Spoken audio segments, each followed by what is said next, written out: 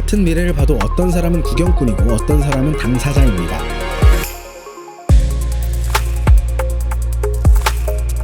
안녕하세요, 반갑습니다. 김상호 PD입니다. 엔비디아의 CEO 젠슨 황은 GPU가 그저 게임 그래픽용 칩으로 여겨지던 시절부터 강연마다 조금 이상한 말을 하고 다녔습니다. 앞으로 컴퓨팅의 중심은 CPU가 아니라 GPU가 될 것이다. 당시 대부분은 그 말을 과장으로 여겼습니다.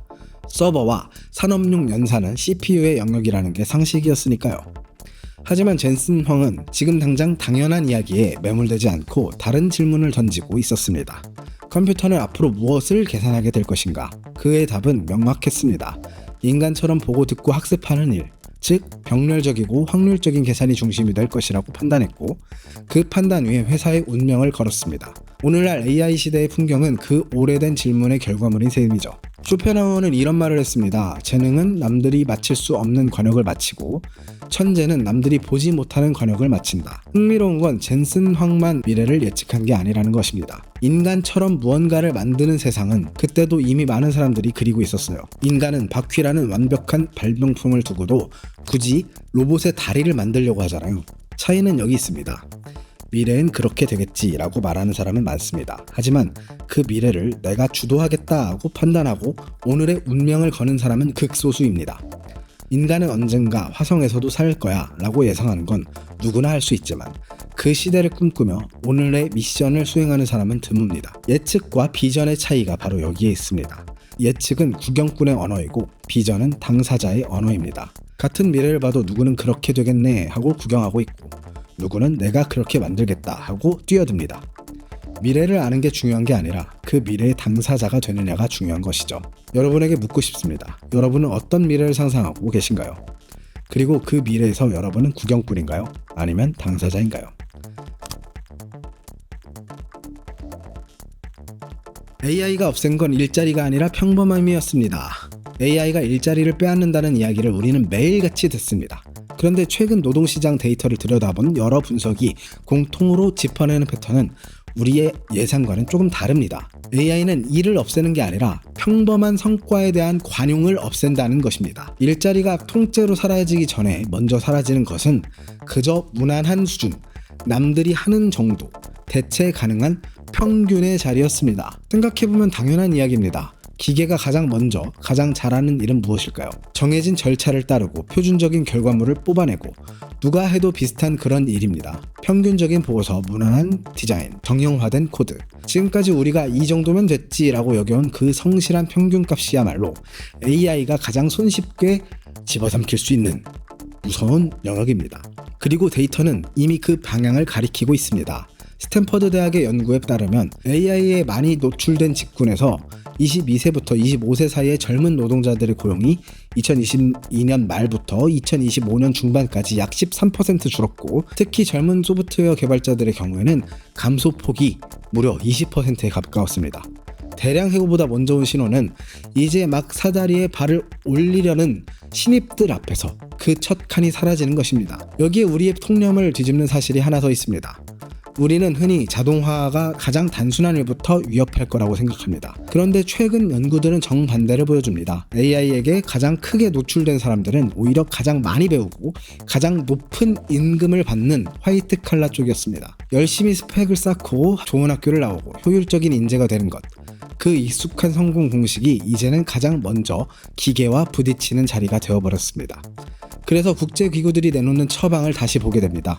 그들은 말합니다. 새로운 기술을 배워라. 더 나은 능력을 갖춰라.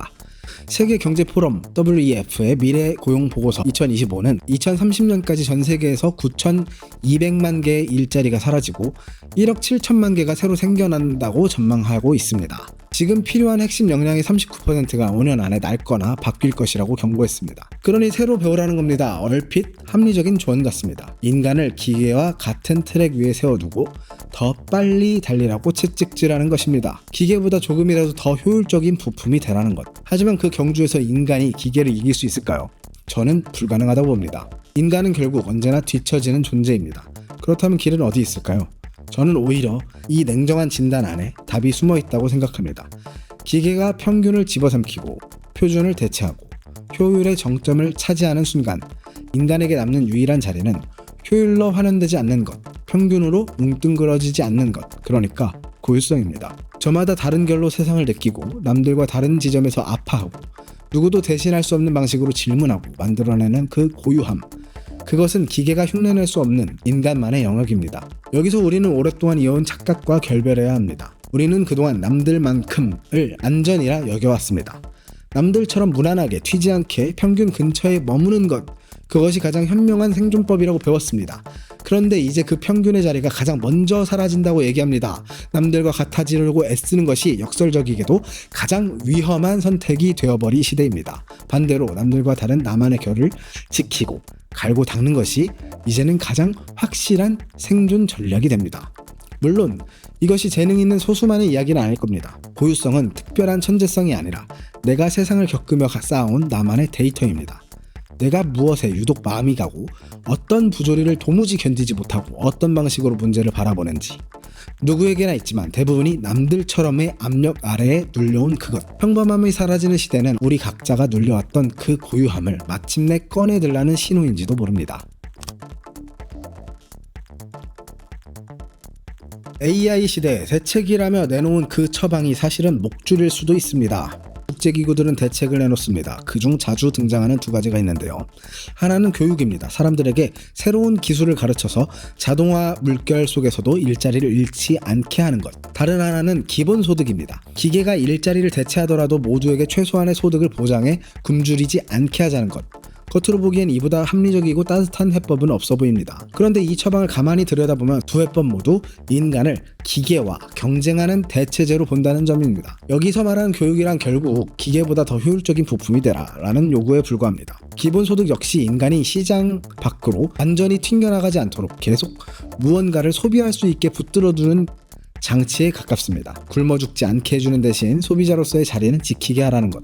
효율과 가성비의 언어로 굴러가는 사회에는 이렇게 인간을 조용히 길들여진 소비자로 만듭니다. 많은 사람들은 이 미래를 환영합니다. 기계가 고된 노동을 대신해주고 기본소득까지 주어지면 드디어 인류에게 진정한 자유가 온다고요. 하루 8시간의 노동에서 풀려나 마침내 4시간을 갖게 된다고요. 얼핏 축복처럼 들립니다만 여기서 진짜 질문이 시작됩니다. 그렇게 주어진 시간을 우리는 무엇으로 채울까요? 만약 그 귀한 시간을 그저 넷플릭스를 틀어놓고 끝없이 무언가를 사들이는 데 탕진한다면 어떨까요?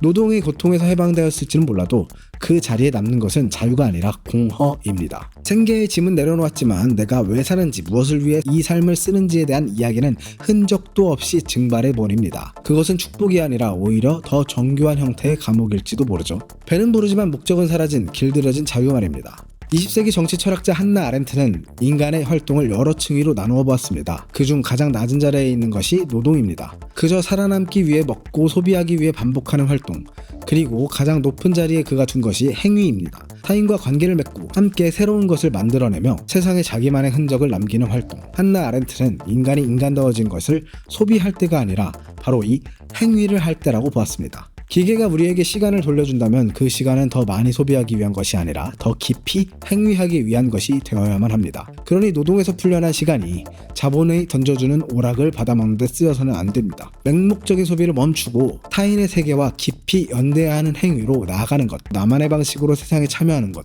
그것만이 AI와 기본소득의 시대에 우리가 길들여진 가축이 아니라 존엄한 주체로 남을 수 있는 길입니다. 저는 여기서 바로 우리 대한민국의 자리를 봅니다. 우리는 세계에서 가장 빠르게 효율의 사회를 만들어 온 나라입니다. 가장 압축적으로 성장했고 가장 치열하게 경쟁했고 가장 철저하게 사람을 성과와 스펙으로 줄 세워온 사회. 그 결과 우리는 물질적으로는 풍요로웠지만 정작 나로서 사는 법은 잊어버렸습니다. 남들처럼 좋은 대학, 남들처럼 좋은 직장, 남들처럼 좋은 집. 그 획일적인 트랙에서 저마다의 고유함은 비효율로 취급되었고 깎여나갔어요. 그리고 이제 AI가 바로 그 효율의 게임에서 우리를 완전히 밀어내려고 합니다. 기계가 효율의 자리를 차지하는 순간 인간에게 남는 유일한 자리는 효율로 환원되지 않는 것, 바로 고유성입니다.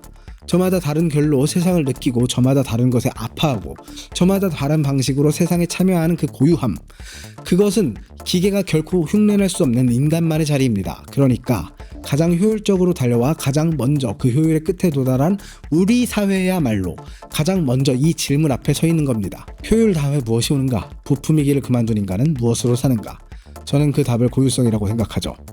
그리고 그것이 이 시대 대한민국이 붙들어야 할 시대 정신이라고 믿습니다. 가장 빠르게 달려왔기에 가장 먼저 공허를 마주친 우리가 이제는 가장 먼저 고유성으로 방향을 틀 수 있습니다.